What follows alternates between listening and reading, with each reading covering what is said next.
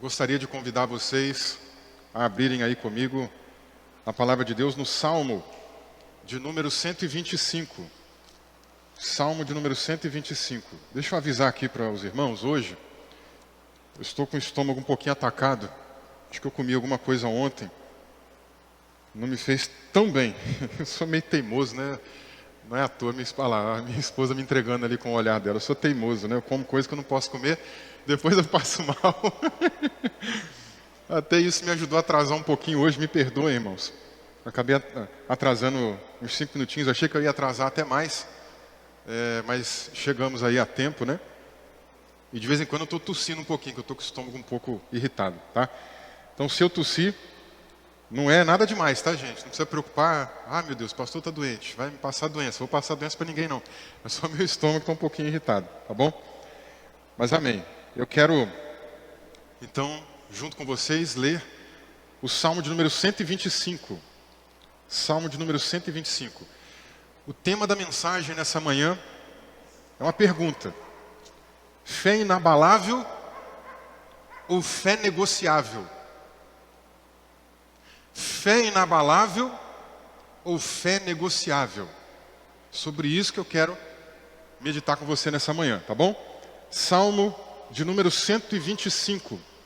Diz assim: os que confiam no Senhor são como o monte Sião, que não se abala, mas continua firme para sempre. Como em volta de Jerusalém estão os montes, assim o Senhor está ao redor do seu povo, desde agora e para sempre.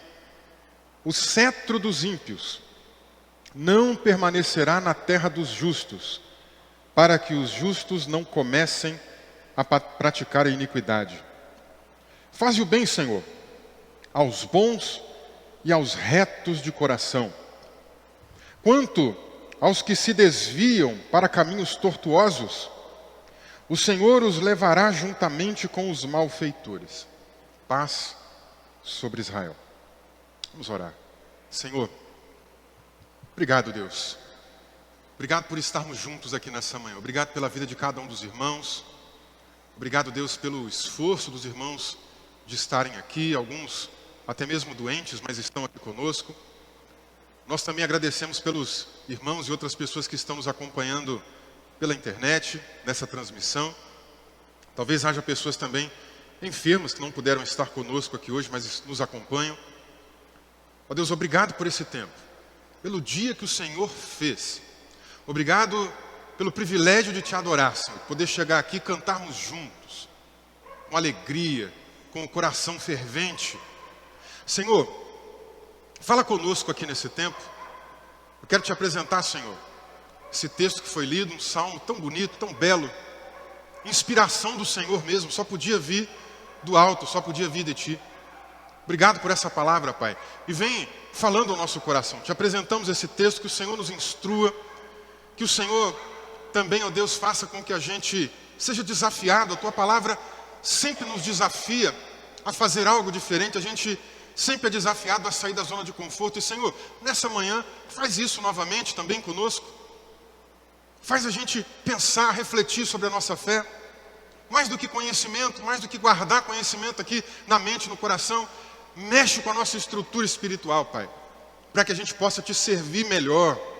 Senhor, fala ao nosso coração aqui nesse tempo. Fala ao coração de cada um, Pai. Eu Te apresento a vida de todos nós aqui também, porque todos nós precisamos ouvir a Tua voz. Fala conosco nesse lugar, Pai. Assim oramos, ó Deus, e agradecemos a Ti, no nome santo de Jesus. Amém e amém. Amém, igreja? Deus, hoje vocês estão animados, hein? Amém? Aleluia. Que bênção, irmãos. É isso aí, eu gosto de ver a igreja assim, feliz, avivada, animada. Glória a Deus. Nós estamos aqui então no Salmo 125 nessa manhã. Eu já anunciei o tema, eu sempre anuncio, gosto de repetir, para te ajudar a fixar. O tema, mais uma vez, é fé inabalável ou fé negociável? Eu quero que você pense nessa manhã que tipo de fé você tem. A sua fé é uma fé inabalável ou a sua fé uma fé que pode ser negociada. É uma fé que se abala, é uma fé que uma hora está de um jeito, outra hora está de outro. Como é que é a sua fé? O Salmo de número 125 é um salmo que me lembra quando eu entreguei minha vida para Jesus. Eu entreguei minha vida para Jesus numa igreja pequenininha, irmãos. Uma igreja lá no interior de Minas Gerais. E eu me lembro que na parede, de uma maneira muito simples, os irmãos fizeram um negócio de isopor. E me colocou com umas... Acho que está dando mau contato aqui. Mas eu me lembro assim, na parede de isopor, com talvez ali cartolina, não sei, algum outro tipo de papel. A cartolina não, porque era meio brilhante, né? A cartolina não é brilhante, mas era algum tipo de papel brilhoso, exatamente com o Salmo 125, versículo 1. Os que confiam no Senhor são como os montes de Sião, não se abala, é outra versão, né? Mas permanece para sempre. Toda vez eu ia no culto, ficava olhando aquilo na parede. Eram dias difíceis. Meu pai estava desempregado. Já tinha 2 anos e pouco que ele estava desempregado. 2 anos, gente. Dificuldade extrema naqueles tempos. Não faltou comida. Mas também nem sempre a gente tinha uma mistura. Nem sempre a gente tinha alguma coisa diferente para comer. Às vezes da nossa horta vinha uma couve. E às vezes eu queria tomar um suco, arrancava uma folha de couve e batia com água. Tomava suco de couve. É gostoso, né? Dias difíceis. Dias de provação. Não se encerraram nesses 2 anos de desemprego. Meu pai ficou 3 anos desempregado, para vocês terem ideia. Mas toda vez que eu ia no culto, sentava no banco de madeira, olhava para a parede e estava lá. Os que confiam no Senhor são como os montes de Sião. Não se abalam, permanece para sempre. E aquilo sempre me motivava. E eu nunca tinha pregado sobre esse salmo ainda, mas essa semana veio muito ao meu coração. E eu queria compartilhar um pouco com vocês. Esse salmo é um salmo que foi escrito muito provavelmente na época de Neemias. Não tem aqui o Neemias na Bíblia? Ele viveu na época do que a gente chama de pós-exílio. O pessoal já tinha saído da Babilônia, estava começando a reestruturar a fé. Na Babilônia o templo tinha sido destruído. Na Babilônia eles não podiam adorar a Deus, não tinham liberdade de vir para o culto, para o templo e adorar, não podiam. Algumas pessoas riam deles, zombavam deles. Ué, você não vai adorar? Você não vai cantar? Tempos tristes para o povo de Israel, para o povo de Judá, melhor dizendo. E agora, eles estão voltando por esse caminho, vão poder voltar a cultuar. Estão muito felizes com isso.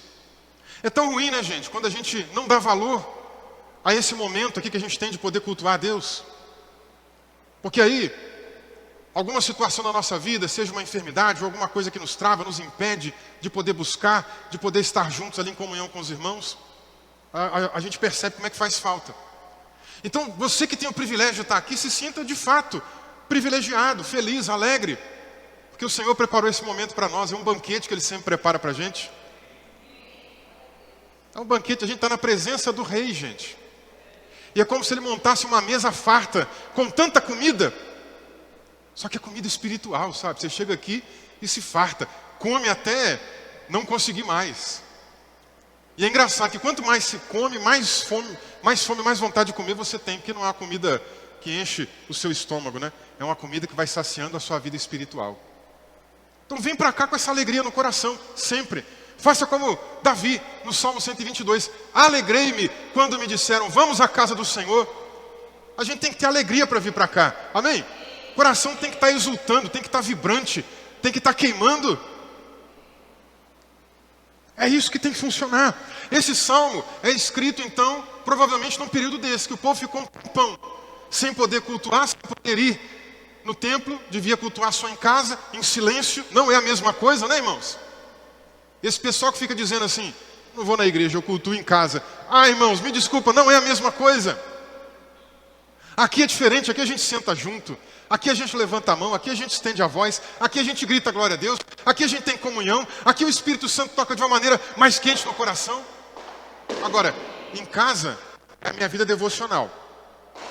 Em casa eu fecho a porta do quarto e oro sozinho. E uma coisa não elimina a outra. Aqui é o meu momento de comunhão com os irmãos. Alegrei-me quando me disseram, vamos à casa do Senhor. Agora, tempo então de retomada, tempo de mudança. E esse salmo pode ter sido um salmo escrito dentro de duas perspectivas, né? Tem dois tipos de salmos que podem se enquadrar aqui. O primeiro tipo seria um tipo de lamento, um salmo de lamento. O segundo tipo seria um salmo de peregrinação. Inclusive aqui na minha Bíblia, na NAA, colocaram aqui uma epígrafe, né? Cântico de peregrinação. A equipe aqui que traduziu essa Bíblia já entendeu que esse salmo era um salmo de peregrinação. Eu também vou por esse caminho, mas eu vou explicar um pouquinho. O que seria um salmo de lamento? Seria aquele salmo em que as pessoas estão lamentando uma perda, lamentando uma situação, lamentando um momento de dificuldade, né? E de fato é um momento de dificuldade, eles estão saindo da Babilônia, estão no exílio, estão retomando as atividades, reconstrução, reforma, nada disso é fácil, né, gente? Então pode ser um salmo de lamento. Se for um salmo de lamento, nós estamos pensando num salmo que quer motivar aqueles irmãos do passado, aqueles crentes do passado, a continuar, a perseverar, a não desanimar. Se for um salmo de peregrinação, ou seja, salmos que geralmente eram cantados inclusive em momentos de festas específicas de peregrinação, quando o pessoal saía de várias cidades e iam se encontrar em Jerusalém, se for um salmo desse tipo, então nós temos aqui agora também um outro tipo de estímulo, de incentivo, para poder fazer com que os irmãos continuem felizes da vida, esperando as promessas de Deus acontecer. Deus é fiel para cumprir suas promessas, Ele vai cumprir, e os irmãos cantavam esse cântico, se for um salmo de peregrinação, pensando assim, não cumpriu ainda, mas vai cumprir, porque o meu Deus não falha. Eu prefiro acreditar que seja um salmo de peregrinação, mas um ou outro, não importa, a palavra de Deus é infalível, é inerrante, ela não volta vazia, ela cumpre o seu propósito, seja os irmãos ali pensando num lamento ou pensando numa peregrinação, eles sairiam motivados da mesma maneira. Esse salmo, irmãos, seguindo essa questão, pensa aqui em dois grupos de pessoas. Por isso que eu dividi aqui a pregação, o tema dela, em dois grupos de pessoas. Fé inabalável ou fé negociável? O salmo fala de dois tipos de pessoas. O salmo fala de gente que confia em Deus, que tem uma fé inabalável. E o salmo também fala de gente que não confia tanto em Deus, ou diz que confia, mas não confia. Na hora da aprovação é que a gente vê, e não confia. Ela negocia os seus princípios, os seus valores, se entrega, né, e faz coisas que não deveria fazer. Lendo alguns outros estudiosos, tem gente que dividiu aqui em três grupos. Diz que tem um primeiro grupo que são os fiéis, o primeiro grupo que é o que negocia, e o terceiro grupo que seria os desviados, né? Porque o último versículo aqui ele fala, quanto aos que se desviam, mas não, na verdade esses que se desviam são os que têm essa fé frágil, essa falsa fé, essa fé que não é inabalável. E a gente vai entender isso aqui ao longo da nossa conversa. São dois grupos, um grupo firme, fiel, e um grupo que não se mantém firme. Pensando nesses dois grupos, o primeiro grupo, que é firme, que é fiel, se encontra no versículo 1, no versículo 2, e também é mencionado aqui no versículo 4. O segundo grupo, que não se mantém firme, o segundo grupo que se abala, fala deles aqui no versículo 3 e no versículo 5. O primeiro grupo é firme, como eu falei. O segundo grupo a gente pode dizer que é um grupo transigente. O que é transigente? É um grupo que cede. É um grupo que está em cima do muro. É um grupo que negocia sua fé. Se a gente comparar esse salmo com o livro de Neemias, nós vamos encontrar esses dois grupos, gente. Um grupo que está fiel a Deus, nas promessas de Deus, batalhando para a reconstrução do templo, depois das muralhas. E um outro grupo que não está firme no Senhor, não. Está negociando a fé, entregando os pontos. Em cima do muro, não sabe se adora a Deus ou não. Que tipo de grupo você é? A qual grupo você pertence? Vamos entender melhor o que o salmista diz aqui ao longo desse salmo, dessa canção tão... mas que tem algo a nos ensinar. Primeira coisa, vamos entender sobre a fé inabalável. Vamos entender sobre o grupo que tem essa fé firme no Senhor. O salmo começa, os que confiam no Senhor. E eu pergunto, o que é confiar, gente? Como é que você pensa na ideia de confiança? Confiança que, na palavra hebraica que é usada nesse texto, ela tem o sentido de alguém que está seguro. Alguém que confia é alguém que está segura, é alguém que tem segurança no outro que está cuidando dela.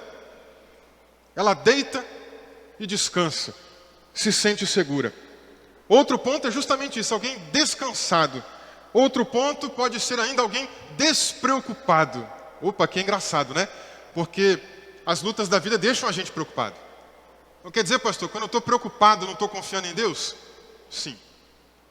É aquele momento que a nossa carne quer trazer a nossa condição, a nossa capacidade para fora.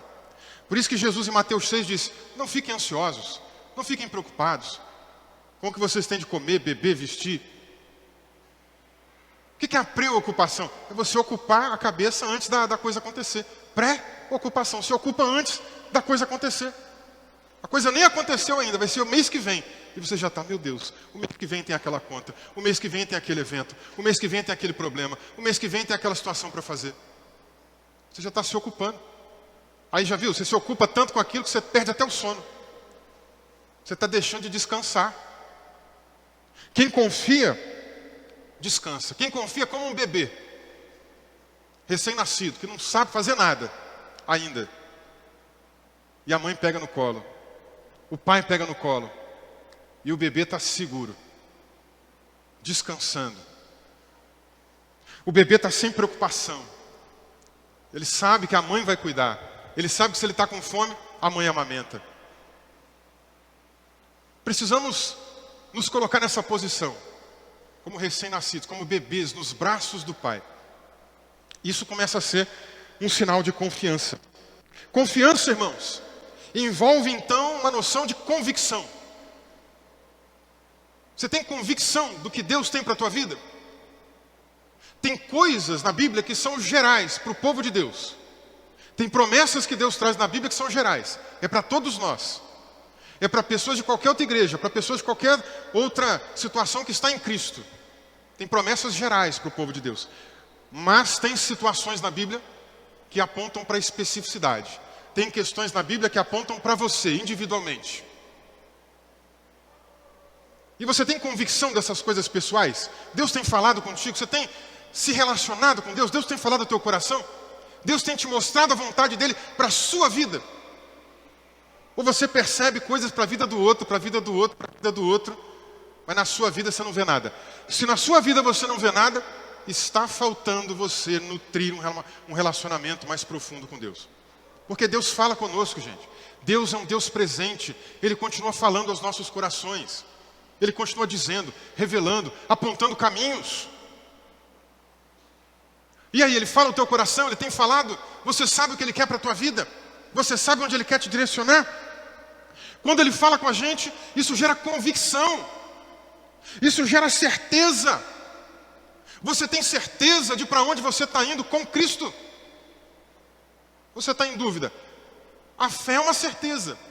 A dúvida caminha para a falta dessa fé. Pedro, no barquinho ali, quando viu Jesus andando sobre as águas, teve um pico de fé. Ele falou, não, se é o Senhor mesmo, eu quero ir aí. Falou, pode vir então. Ele no pico de fé, andou sobre as águas. De repente começou a relampejar de cá, a cair chuva de lá. Ele começou a ficar com medo, olhando para a circunstância. A certeza se foi. Talvez passou na cabeça dele, meu Deus, a quantos metros de altura eu estou aqui? Qual será a profundidade desse mar? Talvez ele pensou isso. Era um marinheiro já experiente, um pescador com muita experiência. De repente ele pensou, quantos pés aqui eu estou lá de baixo? Qual a profundidade que eu estou aqui? Se eu me afundar, para onde eu vou? Aí a dúvida veio. Quando a dúvida veio, ele começou a se afundar. Me salva, Senhor. Me socorre. Como é que tem sido aí a tua vida, a tua circunstância? Como é que você tem pensado com relação às coisas da sua vida? Você tem certeza, convicção das coisas que Deus colocou no teu coração? Como é que você fica quando notícias contrárias chegam na tua vida? Deus falou comigo algo, pastor, tenho certeza. Eu sei para onde eu vou. Deus me mostrou. Tá, mas aí, uma semana depois acontece uma coisa contrária ao que você imaginou, vislumbrou ou Ele te mostrou. Como é que você reage agora? Como é que fica a tua fé? Como é que fica a tua certeza? Ou deixa de ser certeza? Você começa a ficar em dúvida. Será que vai acontecer? Será que é verdade? Será que não foi coisa da minha cabeça? Como é que você reage quando uma circunstância diferente chega ao teu encontro? Quando o cenário que você está vivendo parece estar indo na contramão. Você diz assim, é para cá que eu vou. E de repente parece que tudo está te empurrando, né? Ao contrário. Vai na direção que Deus te mandou ir. Prossegue adiante, não para não. A confiança, a certeza é isso, gente. Eu não brinquei aqui que eu sou teimoso? A confiança, ela é uma teimosia positiva, boa, do bom sentido. É a teimosia que assim, ó, todo mundo está te empurrando para cá, mas você está assim, não, eu quero ir para lá. E você tem convicção de para onde você tem que ir. E você vai, atravessando a multidão. Um dia Jesus leu um texto na sinagoga, aliás, acho que alguém leu, né? O texto de Isaías, ou ele mesmo leu, agora não me lembro. Mas ele disse assim, essa profecia se cumpriu hoje. O pessoal ficou revoltado com Jesus. Mas Jesus sabia, não é? Ele tinha convicção, não tinha? Essa profecia se cumpriu hoje. O pessoal ficou tão revoltado que começou a querer empurrar Jesus de um desfiladeiro. Eles queriam empurrar Jesus e matar ele, gente. Imagina. Aí está todo mundo empurrando Jesus, assim, todo mundo indo numa direção. E Jesus? Jesus não é Maria vai com as outras. Desculpem as Marias, né? Jesus não é Maria vai com as outras. Jesus sabe o que ele é, para onde ele vai. O que ele tem que fazer. Enquanto a multidão empurra ele para cá, ele passa no meio da multidão. Do outro. Gente, que passagem interessante, né? Qualquer dia eu prego sobre isso. A multidão indo para um lado, Jesus indo para o outro. E ninguém percebia que Jesus passava do outro. E é difícil você atravessar uma multidão assim, hein? Quando as multidões de problemas, de dúvidas, de circunstâncias aparecem na sua vida, o que você faz? Você vai junto com a multidão? Você deixa a correnteza te levar? Ou você está bem fixo, onde você tem que ir? Qual é a sua atitude? Como é que você lida? Quando as coisas parecem dizer não para você, Deus já te disse o sim. Mas aí vem uma coisa aqui e diz não, vem outra coisa aqui e diz não, vem outra coisa aqui e a porta fecha. Como é que você lida? Não, se Deus já te falou que é, meu irmão, se Deus já disse para você que é, minha irmã, vamos para frente. A fé que está dizendo aqui é uma fé inabalável, firme, fixa, rígida. Nada tira ela do lugar, não. Como é que você lida quando falta dinheiro, né? E geralmente nós estamos nessa situação, né, irmãos? Eu acho que aqui, dificilmente, alguém está sobrando dinheiro, né? Ou ninguém. Sobrando, eu acho muito difícil. Talvez estejamos faltando mesmo. Talvez estejamos no vermelho. Talvez seja a circunstância dizendo não faça, não vai dar, não tem como. Ah, irmãos, mas aí é o ato de fé, de confiança, de rigidez no Senhor e de saber que mesmo faltando, nosso Deus é o Deus dono do ouro, dono da prata, Deus de provisão, que cuida dos detalhes minuciosos da nossa vida. Sempre que eu me deparo com Jesus dizendo que Deus Pai sabe quantos fios de cabelo tem na minha cabeça, eu sei que Ele está no controle. Porque eu tenho 2 filhos. Amo demais eles. Eu tenho certeza que você que tem filho também entende a minha linguagem. Quem não tem também sabe dessa linguagem. Mas a gente não conta os cabelos deles. E Deus sabe quantos fios de cabelo eu tinha ontem. Quantos eu tenho hoje, porque já caiu um pouquinho, né? Inclusive desse lado aqui, ó. Tá caindo mais. Tem uns aqui que tem menos ainda, né? Todo mundo entendeu a piada e já olhou para o irmão que tem menos, né? Tá um pouco mais fácil, né? Mas tem uns, né? Tem uns. Não está zerado, né? Deus sabe. Isso significa que Ele está no controle, irmãos. Ele está no controle. Pode parecer que algo diz que não. Pode parecer que as portas estão fechadas. Mas o Deus que está no controle de tudo, segue na direção da tua vida. Porque a tua vida não está ao acaso. Se a tua vida não está ao acaso, você não precisa consultar horóscopo, você não precisa consultar coisas de adivinhação, porque Deus está no comando, igreja.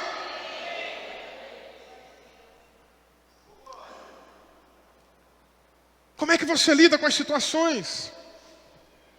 O salmista diz assim, ó: os que confiam no Senhor são como o monte de Sião. Ele faz uma comparação agora, né? Você confia em Deus? Então como é que você deve ser?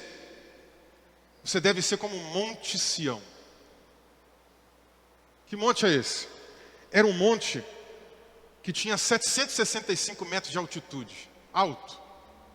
Ele ficava, se você subisse ele, você conseguia ver o templo. Ele tinha visibilidade para o templo. Era um lugar fortificado, um lugar estratégico. Um monte que na época que um povo adversário dominava lá, tinha construções importantes, mas Davi conseguiu dominar aquele território e se tornou um território importantíssimo para o povo de Israel. Depois, com o tempo, se tornou até um local de peregrinação. Já choveu muito por lá. O tempo já mudou muito por lá. A nossa vida não é assim também? Não parece o clima? Uma hora eu estou mais quente, animado, fervoroso. Uma hora parece que eu estou no inverno, né? Estou frio, desanimado, querendo ficar em casa, quero ficar com ninguém, quero ficar debaixo das cobertas ali, quietinho, isolado. Tem hora que eu estou na primavera, eu estou sorrindo, tudo é bonito. Parece que o mundo não tem defeito. O irmão não me cumprimentou, mas aleluia, Jesus é bom, sabe? Tem dias que a gente está assim, na primavera. Tem dia que a gente está no outono, né? Sonolento. O mundo está quase em preto e branco. As cores vão mudando. Sei lá, a gente também passa por isso. Mas o salmista está dizendo que aquele que confia em Deus é como esse monte, que já passou por tantas intempéries, por tanta mudança de temperatura, por tanta mudança climática. O monte está lá até hoje. Até hoje. Se você for lá visitar Israel um dia, você vai poder visitar esse monte. Está lá até hoje, no mesmo lugar. Ninguém tirou ele de lá, viu? Porque ele é o quê? Inabalável. O que é inabalável, gente? Pegando a expressão aqui em hebraico, aliás, em português vai ser a mesma coisa, né? Mas às vezes eu gosto de comparar para ver se a tradução não está um pouquinho diferente. Mas significa o seguinte: uma coisa que não estremece. Não estremece. O monte está lá, fixo. Choveu. Esses dias eu estava passando na ponte Tatuapé, lá em São Paulo. Estava voltando para casa. Aí parei, num certo momento, estava engarrafado. E de repente eu estou sentindo assim, balançando, né? Falei, meu Deus, o que é isso aqui? É porque passa um monte de carreta, um monte de carro, né? E você sente mesmo, balançar a ponte, né? Dá até medo. Aí essa hora você tem que lembrar, o Senhor está comigo. O Senhor é meu pastor, nada terei falta. Porque dá um pouquinho de medo, né? Tem outras pontes que eu já passei também que eu senti isso. Mas o monte estava lá, ó, fixo, rígido. Não tremia, não se abalava, não se movia. Não saía do lugar. É um monte que não cambaleia. O que é cambalear? Quando você, já viu quando a gente fica meio tonto, né? Dá aquela cambaleada assim. Ou o pessoal que gosta do futebol, vem alguém com a bola, vem trazendo a bola, dá um drible, né? Finge que vai para cá e vai para lá. Aí a pessoa dá aquela cambaleada, né? Que perdeu o rumo. Como é que é a sua fé, hein? Será que você fica estremecendo? Meu Deus, a luta está vindo. E agora? Você se estremece de medo. Meu Deus, o problema está chegando. E agora? Aí você cambaleia para um lado, cambaleia para o outro. Você não sabe se você vai para cá ou se você vai para lá. Você faz igual Saul. Não sabe se eu vou na igreja ou se eu vou procurar um esotérico. Não, gente. Você está com Deus, você está com Deus. Tem outra alternativa, não. Não se abalar significa também não se movimentar. Significa ainda também não ser derrubado, não tremer. Tem hora que as lutas vêm e querem puxar o nosso tapete, querem derrubar a gente. Mas a fé verdadeira, a confiança que nós precisamos ter é inabalável. É aquela firme que não deixa a gente cair de maneira nenhuma. Os que confiam no Senhor são como esse monte. Não se abalam. Há quanto tempo você está servindo ao Senhor? Tem coisas que a gente passa, que às vezes coloca a nossa fé em prova mesmo. Decepções, amarguras, tristezas, lutas, enfermidades. Mas e aí? Onde é que você está? Onde é que você vai chegar? Você não pode se abalar. Você não pode se estremecer. Você não pode cambalear. Você não pode ficar titubeando de um lado para o outro. Deus é Deus. Vá com Ele. Não diz já o jargão que é verdadeiro? Com Deus às vezes é difícil, sem Ele então, irmãos. O mundo vai parecer ser fácil. O mundo vai fazer parecer ser fácil, mas não é. É um engano, é um engodo. Chega lá do outro lado do mundo depois para você ver. É enganação. Agora, o Salmo diz o quê? Os que confiam em quem? No Senhor. É que são assim, inabaláveis. Quem é que você tem confiado? Ou em que você tem confiado?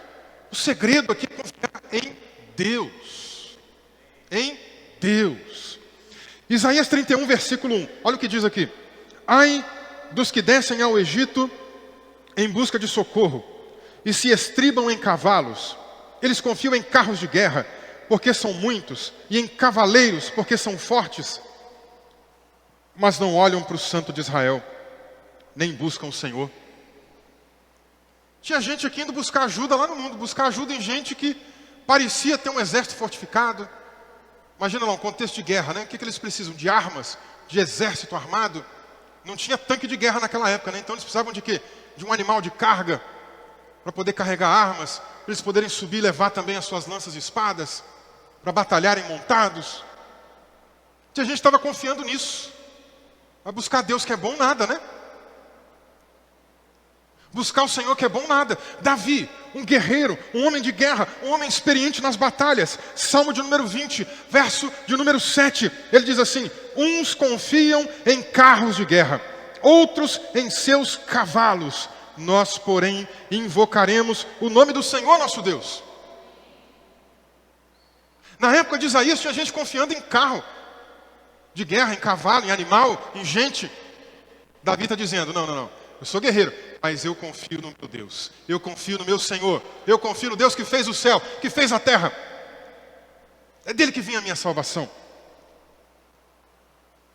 Tem gente que talvez esteja confiando em outras coisas, em outras pessoas. Em que você confia? Em quem você confia? Onde você tem depositado a tua confiança? Será que você tem confiado no seu salário? Será que você tem confiado no seu patrão? Será que você tem confiado no seu trabalho, na sua fonte de renda? Será que você tem confiado em parentes? Será que você tem confiado em pessoas? Será que você tem confiado em gente que tem algum cargo? Será que você tem confiado em gente que aparentemente pode fazer alguma coisa por você? Se você está depositando sua confiança lá, sinto lhe informar, mas em algum momento você será deixado para trás. Será frustrado. Mas quem confia no Senhor não passa por isso. Quem confia no Senhor pode passar pela provação, mas Deus está junto. Deus está no comando. Deus está ajudando. Lembra da ideia do confiar? Da criancinha, do bebê de colo? Você é como aquela criancinha, como aquele bebê no colo da sua mãe, nos braços do pai. E ali você pode descansar. Ali você pode ficar sem medo. Ali você pode ficar seguro. Porque esse Deus cuida dos detalhes da tua vida. Detalhes, gente. Até do fio de cabelo Ele cuida.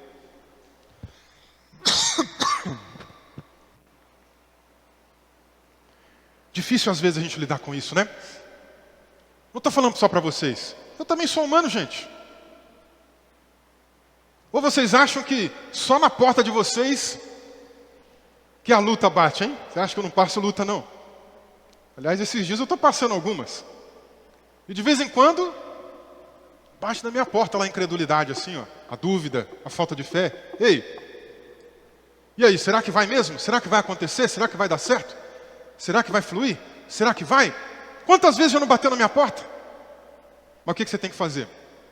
Esperar, não em coisas, não em pessoas, mas no Deus Todo-Poderoso. Isaías capítulo 64, versículo 4. Desde a antiguidade não se ouviu, nem com os ouvidos se percebeu, nem com os olhos se viu, um Deus além de ti que trabalha para aqueles que nele esperam. E quem é que você tem esperado, irmãos? O texto está dizendo que Deus está trabalhando para aqueles que nele esperam. Pode parecer às vezes está demorando a acontecer, pode parecer às vezes que Deus está de braço cruzado, pode parecer às vezes que você está assim, Deus, cadê você? Sumiu. Ele está trabalhando. O nosso Deus não dorme, diz a Escritura. Ele trabalha para aqueles que nele esperam. Neemias precisou passar por isso. Neemias lidou com levantes. Neemias lidou com gente que se opôs ao seu trabalho. Neemias lidou com gente que dizia palavra contrária, que tentava desanimar ele de tudo quanto é jeito. Ele está lá trabalhando. Vinha um e dizia, isso não vai dar certo não, Neemias, desiste. Neemias estava firme lá no trabalho de Deus, vinha um e era pago por uma outra pessoa que aceitava propina para entregar uma profecia falsa. Neemias teve que lidar com um monte de contrariação, de contrariedade. Neemias teve que lidar com um monte de gente que tentava fazer ele desistir. Neemias teve que enfrentar um monte de situações que tentaram fazer ele paralisar. Aí você vai lá para o final do livro, Neemias capítulo 13, versículo 30 e 31. E ele diz assim, assim eu purifiquei de tudo o que era estrangeiro e organizei o serviço dos sacerdotes e dos levitas, cada um na sua função. Organizei também o fornecimento de lenha nos tempos determinados, bem como das primícias. Lembra de mim, meu Deus, para o meu bem. Ele está dizendo aqui, Senhor, olha, eu batalhei, eu lutei. Teve levante, teve gente me contrariando, teve gente fazendo oposição, teve gente me perseguindo. Mas o que eu tinha que fazer, eu fiz, Senhor. O que eu tinha que fazer, eu fiz. Multidões tentavam me arrastar para cá, mas eu estava fito para lá. E fui até o fim. E aí, como é que é a sua fé? É inabalável? É como o Monte Sião? Está fixo lá até hoje. Está fixo lá até hoje. Daqui a 10 anos, você vai estar, se Jesus não voltar até lá, né? Você vai estar firme no Senhor? Inabalável? Daqui a 30 anos, 40 anos, 50 anos, não sei quanto tempo teremos, você vai estar lá firme, inabalável? Aí a gente entra para o próximo ponto. O segundo grupo que o salmista comenta é um grupo que não tem essa fé inabalável. O segundo grupo, eu estou chamando aqui de um grupo que tem uma fé negociável. Uma fé transigente. O que é transigente? É a pessoa que balança. É a pessoa que negocia. É a pessoa que não está fixa, firme. Então ela começa a negociar o que ela pensa. É uma pessoa que está em cima do muro. É uma pessoa que é circunstancial. O que é isso? É alguém que vive de acordo com as circunstâncias da vida. Ah, hoje eu tenho dinheiro. Hoje eu vou na igreja. Ah, hoje eu tenho saúde. Hoje eu sirvo a Deus. Ah, hoje eu tenho tal situação. Então eu faço isso. Ah, hoje eu acordei triste. Hoje eu não vou na igreja. Ah, hoje eu estou sem dinheiro. Não vou na igreja. Ah, eu estou enfermo. Não vou nem dizer para você vir na igreja. Dependendo da enfermidade, você não vai poder vir. Mas de repente alguém vai dizer assim, não vou buscar mais ao Senhor. Fé de circunstância. Fé de momento. Lembra do monte? Podia estar chovendo, podia estar trovejando, podia estar fazendo o que fosse. Chovendo canivete. O monte está lá. Mas esse tipo de fé aqui é negociável. Não é inabalável, é abalável. Ela mexe, ela se modifica.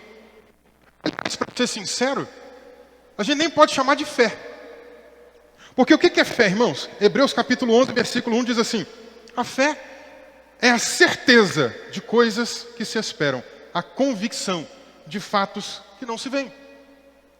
Se a fé é uma convicção, se a fé é uma coisa que me deixa ficar fixo, rígido, quando eu não tenho convicção, quando eu não estou rígido, quando eu estou para cá, quando eu estou para lá, quando eu estou cambaleando, está faltando fé. Então a gente não deveria nem chamar de fé. E aí o salmista começa a dizer sobre essas pessoas que têm uma falsa fé, uma pseudo-fé, uma fé que na verdade é negociável. Ele diz assim, no versículo 3, o cetro dos ímpios não permanecerá na terra dos justos, para que os justos não comecem a praticar a iniquidade. É um desejo dele aqui, de que os injustos, de que os ímpios não governem. Porque o governo do ímpio é opressor, o governo do ímpio é complicado, ele deixa a gente passando apuros, dificuldades, né? E em momentos de apuros tem pessoas que não ficam firmes. Em momentos de apuros tem pessoas que negociam sua fé. Olha o que o proverbista disse, provérbio número 30, versículos 8 e 9. No versículo anterior ele até fala assim, uma coisa peço ao meu Deus, né? E o que ele pede aqui? Não me des nem pobreza, nem riqueza. Dá-me o pão que me for necessário, para não acontecer que quando eu estiver farto, te negue e diga, quem é o Senhor? Ou que empobrecido venha a furtar ou profane o nome de Deus. Ele está dizendo assim, meu Deus, me dá o necessário, cuida de mim nas minhas necessidades, Senhor. Não me deixa faltar nada. Não me deixa passar pelo momento de miséria. Não me deixa passar também simplesmente lá pela fartura exagerada, para eu achar que eu sou o tal, para eu achar que eu sou o cara, para eu achar que eu sou autossuficiente. Conhece gente assim? Já viu algumas pessoas, né? Pessoa rica, arrogante, soberba. E uns pobres metidos a rico também, né? Que às vezes nem tem, mas é metido também a rico. Soberbo, arrogante. Não precisa de ninguém, não. Não precisa nem de Deus. Ele acha que ele sozinho consegue fazer tudo. Coitado ou coitada dessa pessoa. Porque Jeremias foi usado por Deus para dizer que maldito é o homem que confia no próprio homem. Não é no próximo que está falando, não. Ele está falando de si mesmo. Maldito é o homem que confia no homem, no próprio homem. Que faz da sua própria força o seu braço. Tem gente que confia em si mesmo. O proverbista está dizendo, Senhor, não deixa eu chegar nesse estado, não. De pensar assim, tudo depende só de mim aqui. Essa é a mensagem dos coaches de hoje em dia, né? Os coaches de hoje em dia que dizem isso aí. Certa feita, o irmão estava passando por um momento de muita tribulação, de muita dificuldade, procurou uma certa liderança, e essa liderança foi meio coach na vida dela, porque ela falou assim para ele, sabe o que você precisa para mudar a tua vida? Aí a pessoa me contando, eu imaginei assim, né? Bom, alguém vai ajudar ele, né? Não, aí a pessoa bateu no ombro dele e disse assim, de você mesmo. Eu falei, ué, disse isso para você? Que você precisa de você mesmo para sair dessa situação que você está? Meu Deus do céu. Esse aí largou o evangelho. Porque se tem de alguém que eu preciso, não é de mim não, gente. Se tem alguém que eu preciso, é do meu Deus. Porque se eu depender de mim, como diz Jeremias, eu vou ficar isolado, como uma tamargueira no deserto. Não dá fruto, seco, isolado, sem companhia, sem ninguém, solitário. Ah, mas bem-aventurado, Jeremias continua, é aquele que confia no Senhor. Quem confia no Senhor, o que acontece? É como uma planta, como uma árvore, plantada junto ao ribeiro de água, parece até o Salmo de número 1, né? Ali, as suas raízes vão se estendendo para o ribeiro, ele traz para si tudo que ele precisa, ele recebe do alto toda a energia que ele precisa, e assim é alimentado. Está confiando em quem mesmo? Confie em Deus na sua vida. Dias difíceis. Algumas pessoas negociaram a fé. No livro de Neemias, enquanto a obra está em reconstrução, não vou ler aqui, mas em Neemias capítulo 6, do versículo 10 ao 14, fala de duas pessoas que negociaram a fé. Uma dessas pessoas é um homem chamado Semaías. Ele é colocado ali como um informante secreto. Um homem que estava recebendo propina, estava trabalhando para o outro lado. Enquanto Neemias estava trabalhando na reconstrução, esse cara vinha olhar o que ele estava fazendo. Deixa eu ver o que ele está fazendo aqui. Vou fingir de amigo dele. E aí, Neemias, como é que está indo a obra? Ó, estamos avançando, hein? Estamos conseguindo levantar aqui alguma coisa. Já subiu mais alguma coisa aqui. Estamos caminhando. É mesmo, Neemias? Que legal. Que bênção. Fingia de amigo. Era amigo coisa nenhuma. Era amigo da onça. Aliás, essa gíria que a gente tem, né? Amigo da onça cai tão bem aqui no Brasil. Porque a nota de 50 é uma nota que tem uma onça, né? Amigo da onça é um amigo que está interessado no dinheiro, é interesseiro. Amigo da onça não quer ter o bem coisa nenhuma. Ele chegava lá, olhava, que bênção, Neemias. Glória a Deus. Virava as costas e ia lá entregar a ele. Ó, Neemias já subiu um pouquinho lá os muros, hein? Neemias está avançando na obra, tem que dar um jeito de parar lá. E era um cara que estava recebendo propina.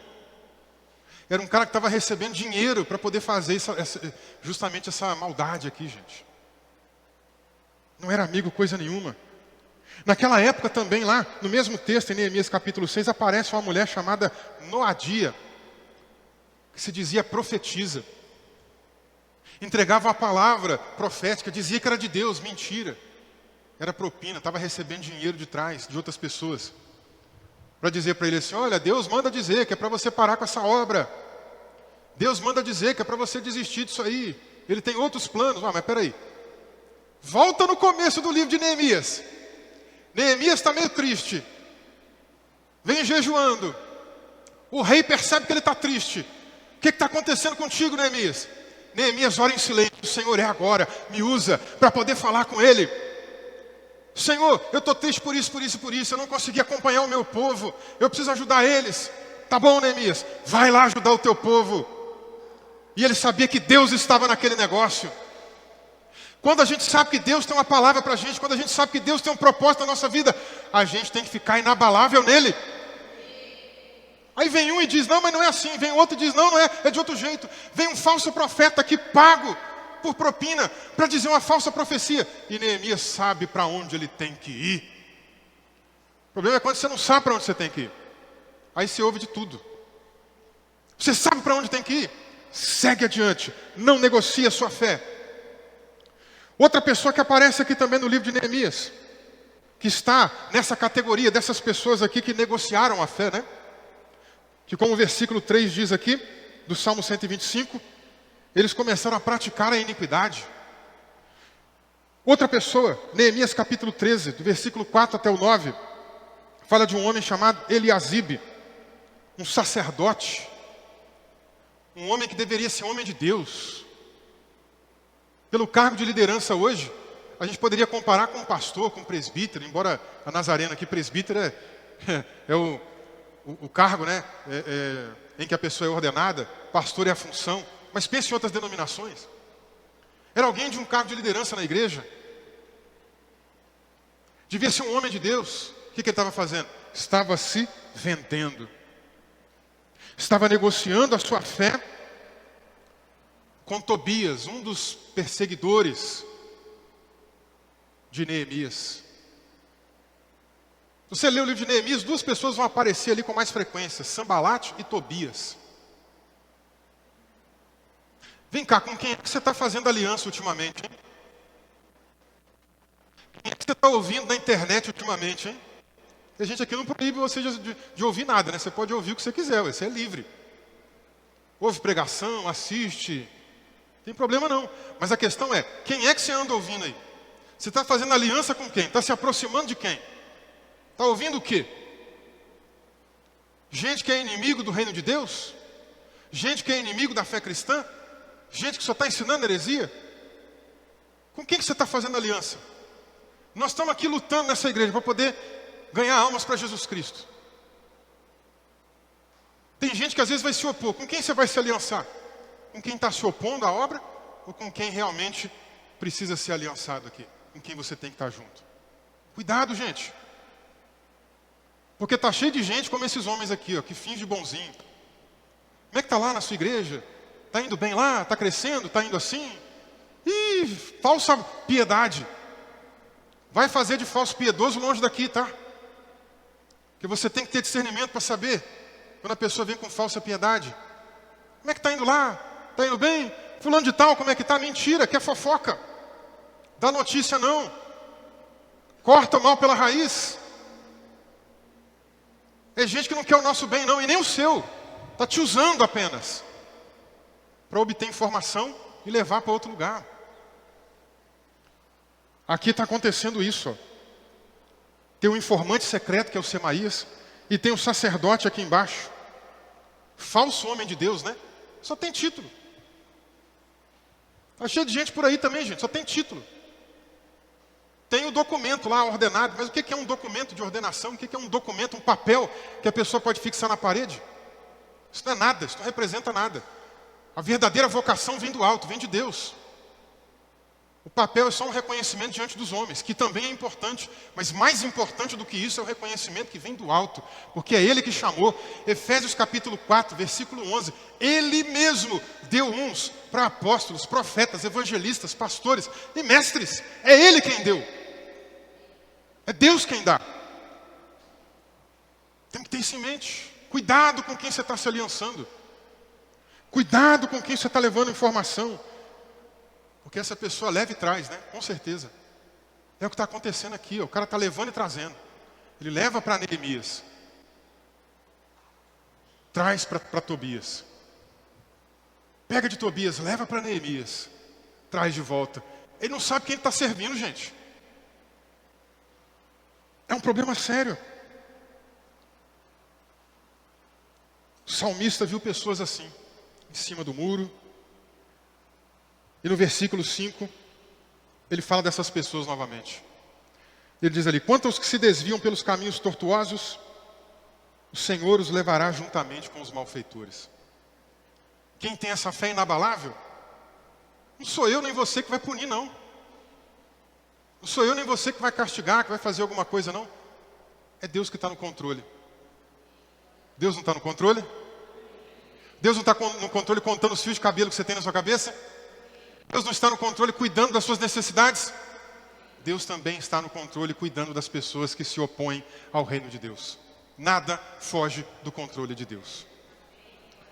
No versículo 3, encerrando, versículo 4, encerrando, o salmista ora por aqueles que têm a fé inabalável. Ele diz assim, faz o bem, Senhor, aos bons e retos de coração. Faz o bem a eles. Cuida deles, Senhor. Cuida deles. Minha oração também nessa manhã é essa, que o Senhor cuide de você, para que você tenha uma fé inabalável. Qual é a tua fé? Inabalável ou negociável? Como é que tem sido aí a tua vida? Eu quero encerrar o culto nessa manhã contigo, convidando você para orar comigo. Talvez alguma coisa dessa palavra tocou no teu coração. Talvez alguma situação da tua vida tenha sido difícil, tenha sido complexa, tenha sido complicada, tenha sido um momento assim de angústia. Talvez a incredulidade, a falta de fé tenha batido a sua porta. Mas a gente está diante de um Deus que trabalha para aqueles que nele esperam. Se porventura alguma coisa falou no teu coração, vem aqui na frente. Quero orar contigo. Quero orar por você. Quero que a gente tenha esse momento de clamor, de busca, de presença, de confiança em Deus. Vamos depositar a nossa confiança no Senhor, entendendo, Ele cuida. Ele cuida, Ele está cuidando. Se há algo que você precisa apresentar ao Senhor, sai do teu lugar, vem aqui à frente, vamos orar juntos. Vamos orar juntos aqui em nome de Jesus.